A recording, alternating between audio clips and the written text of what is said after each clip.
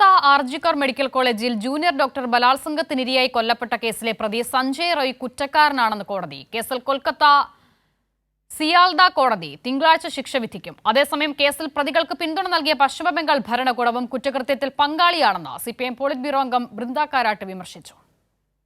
പശ്ചിമബംഗാളിലെ മമതാ സർക്കാരിനെ പ്രതിരോധത്തിലാക്കിയ ട്രെയിനി ഡോക്ടറുടെ കൊലപാതക കേസിൽ കൊൽക്കത്ത സിയാൽദ കോടതിയാണ് പോലീസിലെ സിവിക് വോളണ്ടിയറും മുഖ്യപ്രതിയുമായ സഞ്ജയ് റോയ് കുറ്റക്കാരനെന്ന് കണ്ടെത്തിയത്.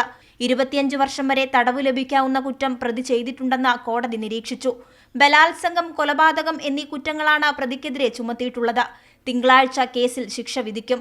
എന്നാൽ താൻ നിരപരാധിയാണെന്നും യഥാർത്ഥ പ്രതികളെ പുറത്തു കൊണ്ടുവരണമെന്നും പ്രതി കോടതിയിൽ ആവർത്തിച്ചു. കേസിൽ പ്രതി സഞ്ജയ് റോയ് ഒറ്റയ്ക്കാണ് കൃത്യം നടത്തിയതെന്നാണ് സെൻട്രൽ ബ്യൂറോ ഇൻവെസ്റ്റിഗേഷന്റെ കുറ്റപത്രം. CBI അന്വേഷണത്തിൽ അതൃപ്തി അറിയിച്ച കുടുംബം കൂട്ടുപ്രതികളുണ്ടെന്ന ആരോപണത്തിൽ ഉറച്ചു നിൽക്കുകയാണ്. സംഭവത്തിൽ മുഴുവൻ പ്രതികളെയും ശിക്ഷിക്കണമെന്ന് കുടുംബം ആവശ്യപ്പെട്ടു.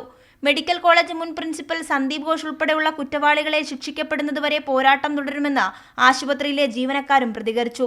സംഭവത്തിൽ പ്രതികളെ പിന്തുണച്ച പശ്ചിമബംഗാൾ ഭരണകൂടവും കുറ്റക്കാരാണെന്ന് CPIM പോളിറ്റ് ബ്യൂറോ അംഗം ബൃന്ദ കാരാട്ട് വിമർശിച്ചു. ये करप्ट नेक्सस के कारण ही ये हुआ है, इसलिए दोषी सरकार है और प्रिंसिपल और पूरा प्रशासन का तंत्र, जिसके कारण इस प्रकार की घटना घट सकती है, वो दोषी है.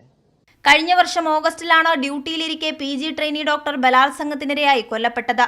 ഇതിനു പിന്നാലെ ജോലി ബഹിഷ്കരിച്ച് ഡോക്ടർമാർ രാജ്യവ്യാപക പ്രക്ഷോഭം ആരംഭിച്ചു. കൊൽക്കത്ത പോലീസ് ഓഫീസർ ഉൾപ്പെടെ കേസിൽ പ്രതികളെന്ന് തെളിഞ്ഞതോടെ കേസ് അട്ടിമറിക്കാനുള്ള നീക്കങ്ങൾ മമതാ സർക്കാർ നടത്തി. ഇതിനു പിന്നാലെയാണ് സുപ്രീം കോടതി CBIക്ക് കേസ് കൈമാറിയത്.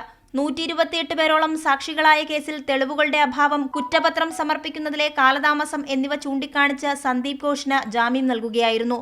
അതേസമയം തെളിവുകൾ നശിപ്പിക്കാൻ ശ്രമിച്ച കേസിലും മെഡിക്കൽ കോളേജിലെ സാമ്പത്തിക ക്രമക്കേട് കേസിലും മുൻ പ്രിൻസിപ്പൽ സന്ദീപ് ഘോഷിനെതിരെ അന്വേഷണം തുടരുകയാണ്. കൈരളി ന്യൂസ്, ദില്ലി.